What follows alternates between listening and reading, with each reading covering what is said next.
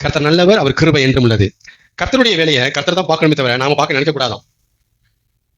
அவர் வேலையை அவர் தான் பார்க்கணுமா, நாம பார்க்கணும்னு நினைக்க கூடாதாம். ஏன்னா நம்மளால அது முடியாதாம். எப்பவுமே புரிஞ்சுக்கணும், வாழ்க்கையில அவர் வேலைன்னு ஒண்ணு தனியா இருக்கு, மனித வேலைன்னு தனியா இருக்கு. ரெண்டையுமே பிரிச்சு புரிஞ்சுக்கணும். என்ன சொன்னேன்? தேவன் பார்க்க வேண்டிய வேலைன்னு ஒண்ணு இருக்கு, நாம பார்க்க வேண்டிய வேலைன்னு ஒண்ணு இருக்கு. நம்பர் 1, நாம பார்க்க வேண்டிய வேலையை நாம தான் பார்க்கணும், கர்த்தர் பார்க்க மாட்டாரு. ஆமாண்ணா. நம்பர் 2, நான் சொல்ற சத்தியம், நாம பார்க்க வேண்டிய வேலையை நாம தான் பார்க்கணும், கர்த்தர் ஒரு காலமும் பார்க்க மாட்டார், பார்க்கவே மாட்டார். கர்த்தர் பார்க்க வேண்டிய வேலையை கர்த்தர் தான் பார்க்கணும், ஒரு காலத்திலும் நாம அதை பார்க்க முடியாது. நாம பண்ண வேண்டிய வேலையில ஆண்டவர் தலையிடல் அப்படின்னா நாம பண்ற வேலையில நம்மளால பார்க்க முடியாது. அவருடைய ஹெல்ப் வேணும், அவருடைய ஒத்தாசை வேணும், அவருடைய சப்போர்ட் வேணும், இல்லைன்னா முடியாது.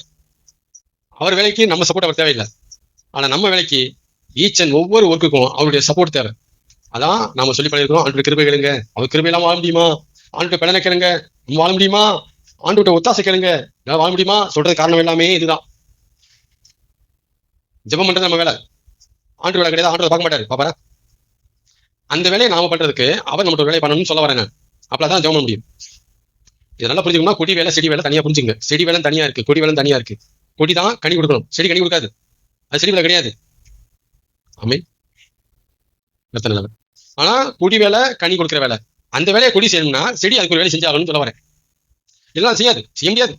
ஆமே.